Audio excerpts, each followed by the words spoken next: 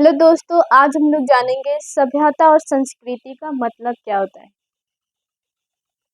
तो पहला है संस्कृति। संस्कृति संस्कृति का मतलब होता है जीवन जीने की तरीका। जीवन जीने की तरीका।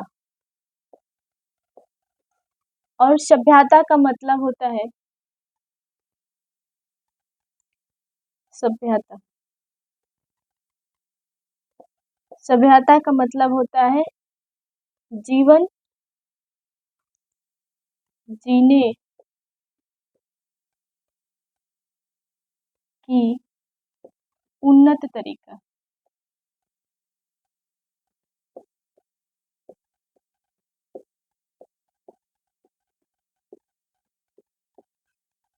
यदि हम सभ्यता संस्कृति को देखें तो संस्कृति का दो पार्ट होता है।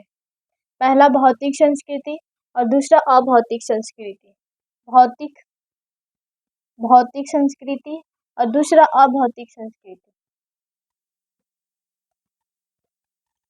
भौतिक संस्कृति का मतलब जिसे हम छू सकते हैं वह क्या है, भौतिक संस्कृति। और जिसे छू नहीं सकते उसे अभौतिक संस्कृति कहते हैं, सिर्फ जिसे महसूस कर सकते हैं। ठीक है। भौतिक संस्कृति में पहला आ जाएगा प्रौद्योगिकी। प्रौद्योगिकी प्रौद्योगिकी क्या है, तो ये भौतिक संस्कृति है। इसे हम लोग देख सकते हैं, छू सकते हैं। उसके बाद कला। कला क्या है, कला भौतिक संस्कृति है। वस्तुकला। वस्तुकला क्या है, तो ये भी भौतिक संस्कृति है। नगरीकरण। नगरीकरण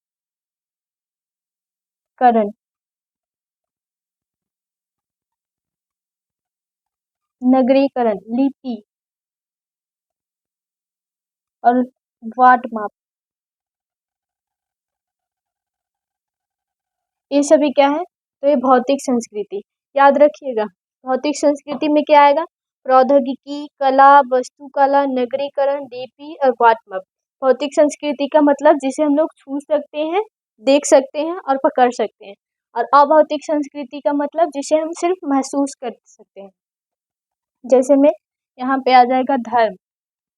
धर्म को देख नहीं सकते हैं, सिर्फ महसूस कर सकते हैं। आस्था। धर्म के बाद आएगा आस्था। विश्वास,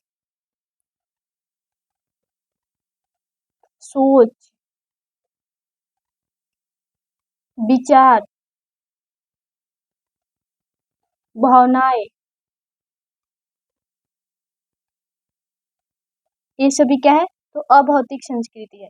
यदि हम ये आप लोगों को नहीं बताएंगे कि हम कितना धार्मिक है, तो आप लोग नहीं समझ पाएंगे कि हम किस भगवान को मानते हैं, तो नहीं समझ पाएंगे। इसीलिए तो ये क्या हुआ, ये तो अभौतिक संस्कृति हुआ। और भौतिक संस्कृति में जिसे हम देख सकते हैं। अगर यदि इसे हम ऐसे ग्राफ के माध्यम से समझे, इसको ऐसे करते हैं, यहाँ पे लिखेंगे संस्कृति। संस्कृति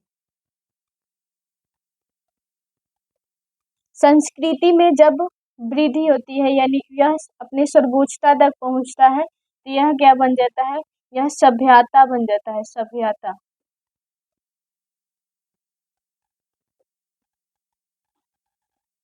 और सभ्यता में, संस्कृति में जब सर्वोच्चता आती है तो यह सभ्यता बन जाती है। और सभ्यता में जब गिरावट आती है तो यही बन जाता है क्या हमारा, संस्कृति। फिर से क्या बन जाएगा, संस्कृति।